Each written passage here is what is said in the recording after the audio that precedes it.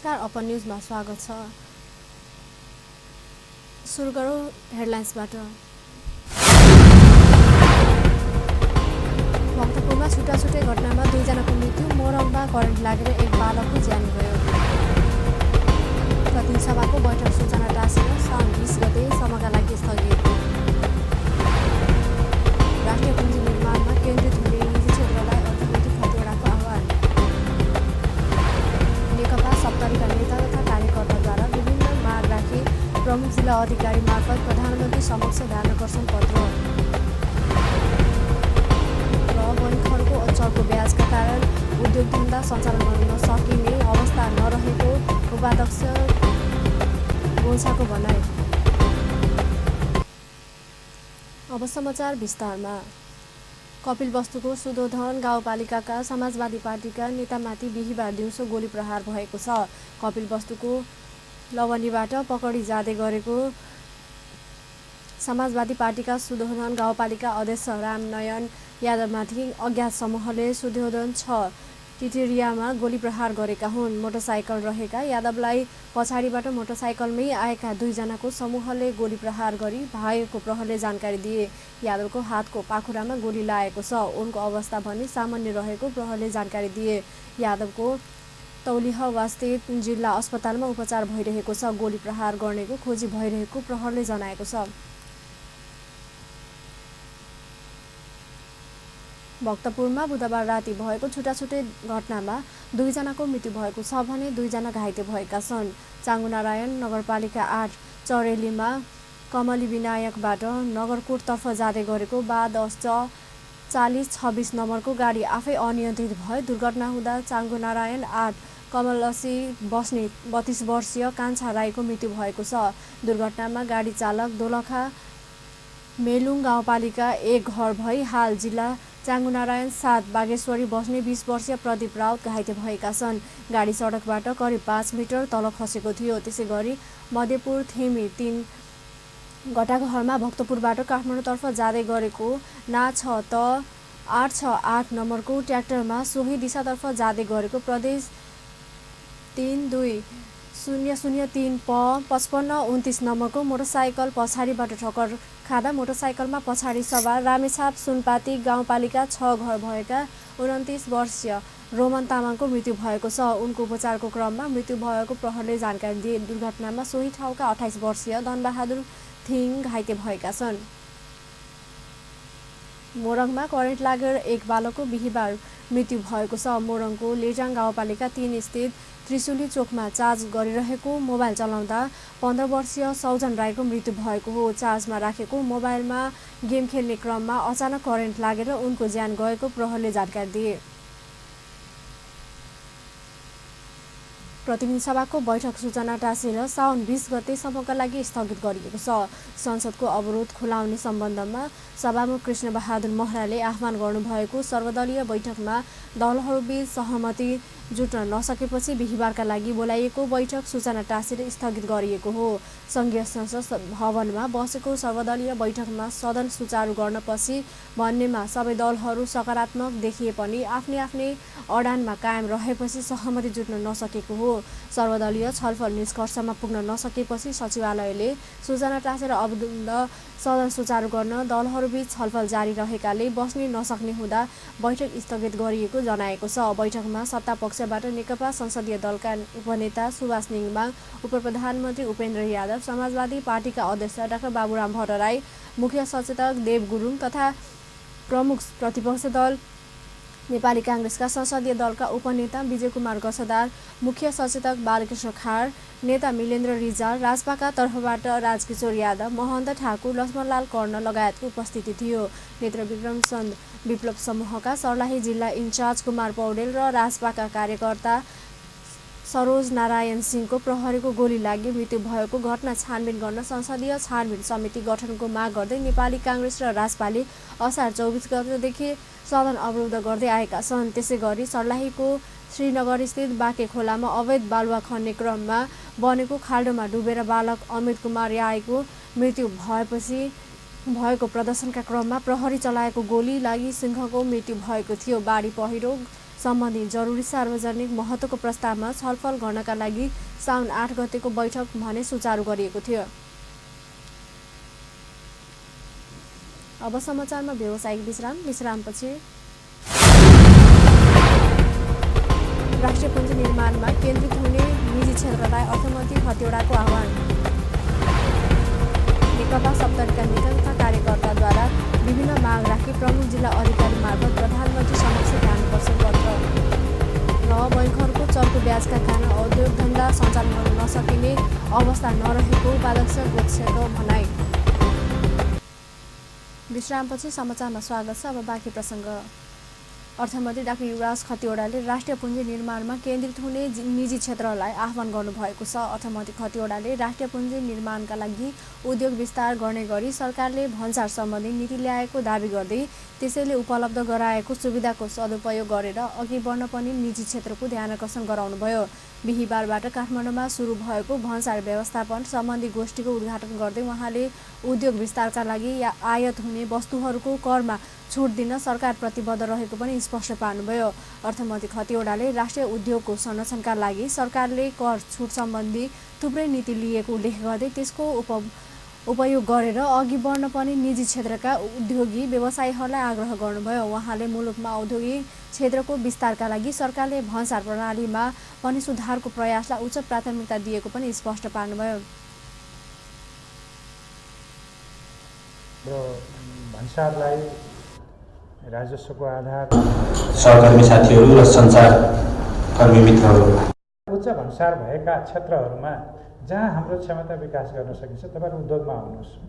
त्यति धेरै संरक्षण प्राप्त छ। त्यसलाई अहिलेको भन्सारको उच्च दरबन्दीलाई नकारात्मक रूपले मात्रै नहेरौँ, सकारात्मक रूपले हेरौँ र यो एउटा अवसर हो। यति धेरै संरक्षित भएको क्षेत्रमा उद्योग स्थापना गर्ने अवसर पाइएको छ। राज्यले लगानी प्रवर्धन गर्ने काम गरिरहेको छ र सबै प्रकारका कर सम्बन्धी सुविधाहरू दिने कुराहरू गरिरहेको छ। त्यसै अनुसारको विदेशी लगानी र प्रविधि हस्तान्तरण ऐन आइसकेको छ। औद्योगिक व्यवसाय ऐन संसदमा छ, छिटै पास हुने क्रममा छ। त्यो अर्थमन्त्री खतिवडाले चोरी पैठारी नियन्त्रण गर्न पनि सम्बद्ध सबै पक्षलाई सचेत गराउनुभयो। कार्यक्रममा भन्सार विभागका महानिर्देशक रामेश्वर दङ्गालले खुला सीमा भएको क्षेत्रमा चोरी पैठारी नियन्त्रण गर्न चुनौती रहेको उल्लेख गर्दै ती समस्या समाधानका लागि सुरक्षा निकायको उचित व्यवस्था गर्नुपर्ने आवश्यकता ल्याउनुभयो। उहाँले भन्सार प्रशासनमा सुधार ल्याउने क्रममा सुधार हुँदै गएको दाबी पनि गर्नुभयो। भन्सार बाहिरबाट जुन हाम्रो खुला सिमानाका कारणले र नेपाल भारतका र नेपाल र चीनका सिमानाहरूलाई जोडिने गरी अहिले बनेका व्यापक रूपका यो हाइवेहरू डेभलप गर्ने कारणले जुन अनगिन्ती यो मार्गहरू नाकाहरू खोलिरहेका छन्, ती नाकाहरूबाट हुन सक्ने सम्भावित चोरी निकासी पैठारीका कुराहरूलाई नियन्त्रण गर्ने काम अत्यन्तै चुनौतीको रूपमा हामीले महानिर्देशक दङ्गालले देशका मुख्य मुख्य नाकासहित 24वटा भन्सार कार्यालयको आर्थिक गतिविधि बैंकिङ कारोबारबाट सुरु गरिएको पनि जानकारी दिनुभयो। नवनियुक्त संस्कृत पर्यटन तथा नागरिक उड्डयन मन्त्री योगेश कुमार भट्टराईले काम गर्न असफल भएको महसुस हुनासाथ पद त्याग गर्ने घोषणा गर्नुभएको छ। बुधबार मन्त्री पदमा नियुक्ति हुनुभएका भट्टराईले बिहिबार बिहानै काठमाडौँको बल्खु स्थित तत्कालीन एमालेको केन्द्रीय कार्यालय परिसरमा रहेको मदन भण्डारीको शालिगमा माल्यार्पण गरेपछि उहाँले मैले प्रधानमन्त्रीसँग करार सम्झौता गर्न नपाएको उल्लेख गर्दै काम गर्न असफल भएको महसुस हुनासाथ जिम्मेवारीबाट पछि हट्ने स्पष्ट पार्नुभयो। मन्त्री भट्टराईले सरकारले ल्याएको सुखी नेपाल समृद्ध नेपालीको नारालाई पूरा गर्न लागि पर्ने र नेपाल भ्रमण वर्ष 2020लाई सफल बनाएर नेपाललाई विश्वकै आकर्षक पर्यटक गन्तव्यको रूपमा विकास गर्ने आफ्नो लक्ष्य रहेको पनि बताउनुभयो। दिनपछि तपाईँ लगायत सम्पूर्ण सञ्चारकर्मीलाई त्यो मन्त्रालयका काम कारबाहीको बारेमा, त्यहाँका विवादास्पद कतिपय विषयहरूको बारेमा र हामीले मन्त्रालय लिनुपर्ने निर्णयहरूको बारेमा सविस्तार म आम सञ्चार माध्यम मार्फत नेपाली जनतालाई बताउँछु। मन्त्रालयले गर्नुपर्ने कतिपय कामहरू जो पेन्डिङको अवस्थामा होलान्, ती सबै कुरालाई आउने दिनमा अब हामी एकदमै द्रुत गतिमा अगाडि बढाउँछौँ। भ्रमण वर्ष हाम्रो ठिक्कै ढोकै अगाडिको चुनौती हो। मन्त्री भट्टराईले केही दिन मात्र भित्र आफ्नो कार्ययोजना सञ्चार माध्यम मात्र सार्वजनिक गर्ने जानकारी पनि दिनुभयो। उहाँले आफूले जिम्मेवारी पाएको मन्त्रालयको काम कारबाहीका बारेमा त्यसका विवादास्पद कतिपय विषयहरूका बारेमा केही दिनभित्रै आफ्नो धारणा सार्वजनिक गर्ने पनि बताउनुभयो। मन्त्री भट्टराईले 5 महिना यता मन्त्रालयमा मन्त्रीको अभावमा हुन नसकेका कामलाई तीव्रताका साथ अघि बढाउने प्रतिबद्धता पनि व्यक्त गर्नुभयो।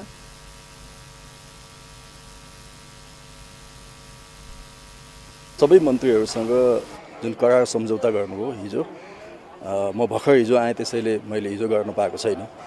मैले प्रधानमन्त्रीज्यूलाई भनेको छु केही दिनभित्र म गर्छु, तर मेरो सबभन्दा ठुलो करार सम्झौता यही हुन्छ, जुन दिन मैले काम गर्न सकिनँ अथवा म असफल भएँ अथवा मैले चाहिँ अगाडि बढाउन सकिनँ भन्ने प्रधानमन्त्रीलाई महसुस भयो भने त्यो दिन प्रधानमन्त्रीले मलाई भन्नुहुनेछ म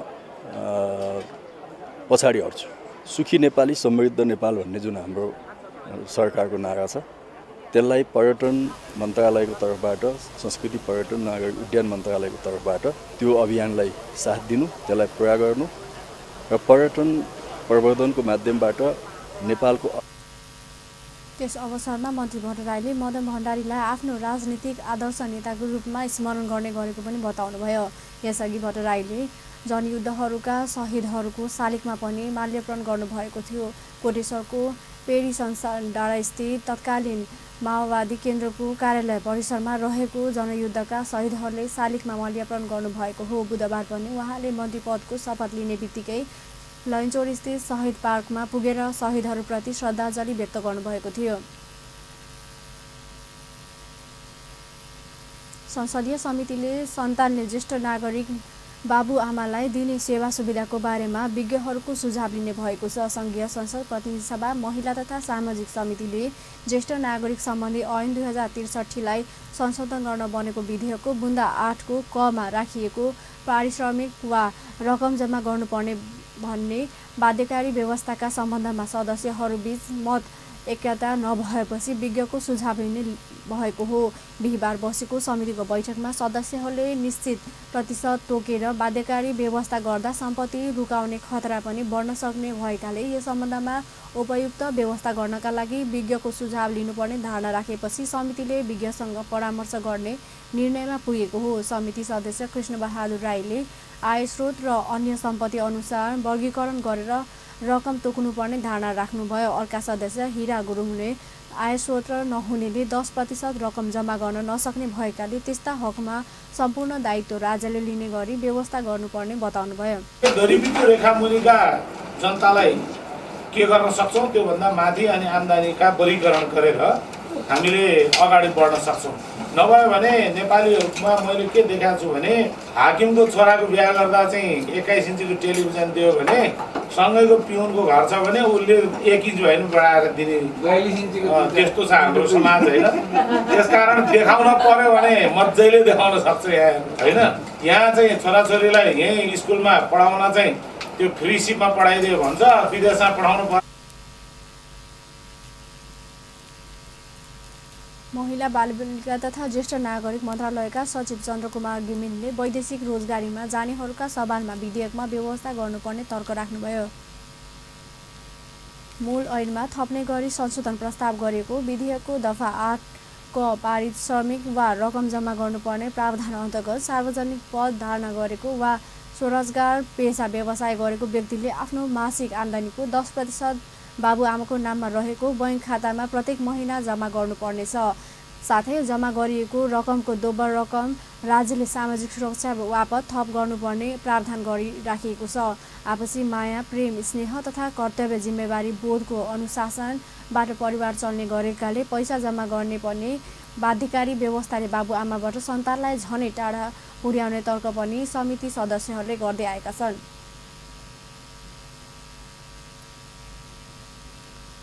आकस्मिक रूपमा प्रहरी परिचालन गर्ने अधिकारको विषयलाई लिएर गृह सचिव प्रेम कुमार राई र प्रहरी महानिरीक्षक सवेन्द्र खनालको मत बाँझिएको छ।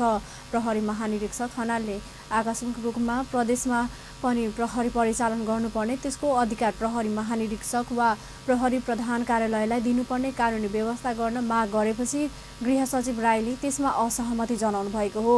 उहाँले आकस्मिक रूपमा प्रहरी परिचालन गर्ने अधिकार प्रहरी महानिरीक्षकलाई दिन नमिल्ने तर्क पनि गर्नुभयो। सचिव राईले नेपाल सरकारको गृह मन्त्रालय वा प्रदेश सरकारले निर्णय गरेपछि मात्रै आकस्मिक रूपमा प्रहरी परिचालन गर्न मात्रै उपयुक्त हुने पनि बताउनुभयो। बिहिबार सङ्घीय संसदको राज्य व्यवस्था तथा सुशासन समितिको बैठकमा नेपाल प्रहरी र प्रदेश प्रहरीले सम्पादन गर्न कार्यको सञ्चालन, परिवेशन र समन्वय सम्बन्धमा व्यवस्था गर्न बनेको विधेयकमाथिको दफावार छलफलमा भाग लिँदै गृह सचिव राईले आकस्मिक रूपमा प्रहरी परिचालन गर्ने अधिकार प्रहरी महानिरीक्षकलाई दिन नमिल्ने बताउनुभयो।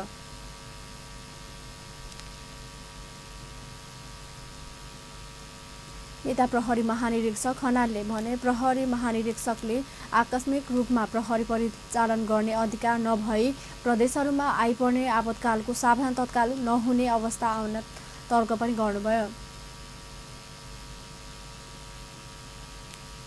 विधेयकमा त्यस सम्बन्धमा स्पष्ट व्यवस्था नगरिएको उल्लेख गर्दै प्रहरी महानिरीक्षक खनालले आकस्मिक रूपमा प्रहरी परिचालन गर्ने अधिकार प्रहरी महानिरीक्षकलाई दिनुपर्ने स्पष्ट पार्नुभयो।